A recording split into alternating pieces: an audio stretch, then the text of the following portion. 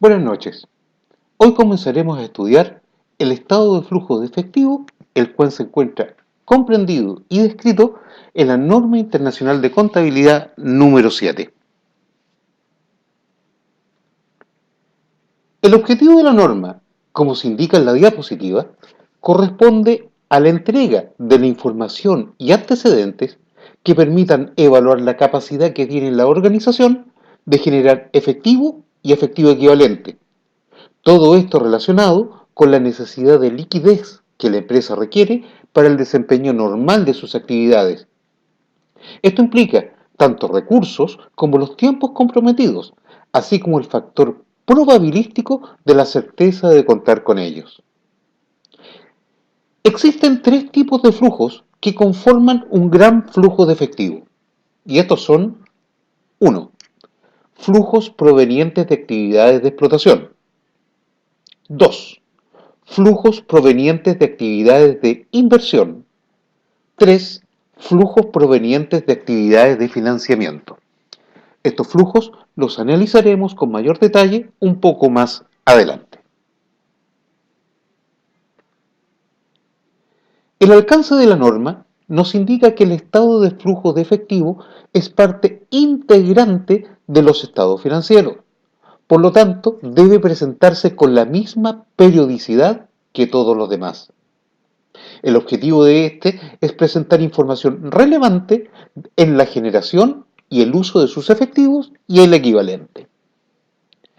Básicamente podemos indicar que toda empresa necesita efectivo por las mismas razones, independiente del tipo de empresa de que se trate. Y esto significa que necesita efectivo para financiar sus operaciones, financiar sus inversiones y pagar sus obligaciones, sean estas con los dueños o con terceros.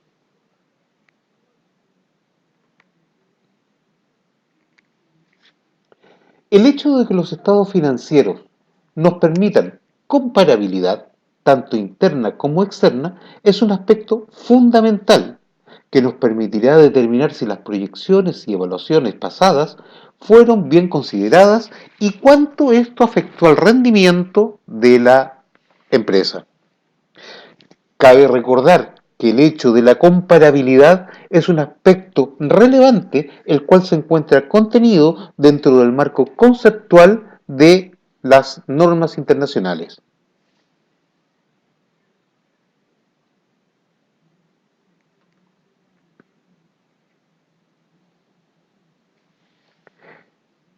Existe una terminología asociada al flujo de efectivo. Dentro de esta tenemos el efectivo.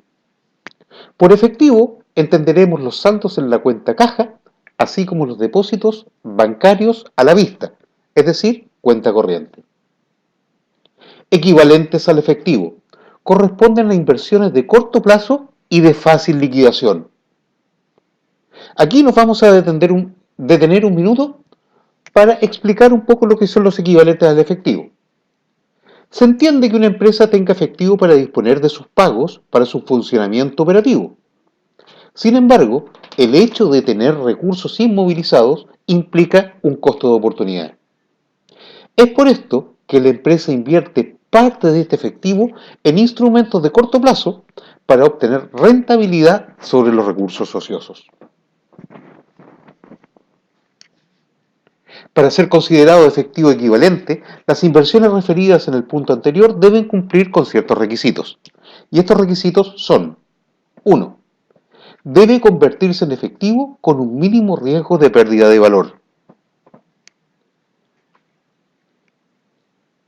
2. El activo invertido debe estar destinado a pago de obligaciones. Es decir, no es una inversión que se efectúe con el objetivo de mantenerla, sino que es una inversión cuyo fin es estar destinado al pago de las obligaciones. Y tercero, su vencimiento debe ser inferior a 90 días. Los flujos de efectivo corresponden a las entradas, es decir, a los ingresos de efectivo, y a las salidas o pagos de efectivo o sus equivalentes. actividades de explotación u operación. Por este concepto, entenderemos a las operaciones ordinarias, que tienen directa relación con la operación de la empresa. Dentro de los componentes naturales de este concepto tendremos ingresos por venta, ingresos recibidos de clientes, otros ingresos provenientes de actividades normales de operación, ingresos por devolución de impuestos, pagos a proveedores, pagos a empleados y beneficios relacionados con ellos, pagos por conceptos de impuestos. O sea, si lo analizamos, tenemos las operaciones normales de una empresa relacionadas en ese flujo. Actividades de inversión. Corresponden a los desembolsos para adquisición de activos que sean capaces de generar ingresos y flujos futuros de efectivo. Además, se puede considerar la enajenación de activos que cumplan con la condición anterior que generen un ingreso de efectivo presente. Los conceptos que componen esta actividad son propiedad, planta y equipos, intangibles, propiedades de inversión. Actividades de financiación. Son las actividades que generan cambios en las estructuras de pasivos, tanto interno como externo. Interno el capital, externos pasivos de corto y largo plazo. Los conceptos que componen esta actividad son efectivo recibido por aporte de socios o colocación de acciones, financiamiento de corto o largo plazo bancario o de otro tipo, distinto a los obtenidos por la operación normal de la organización, pago de dividendos o reparto de utilidades, pago de obligaciones de corto o largo plazo bancario o de otro tipo distinto a los obtenidos por la operación normal de la organización.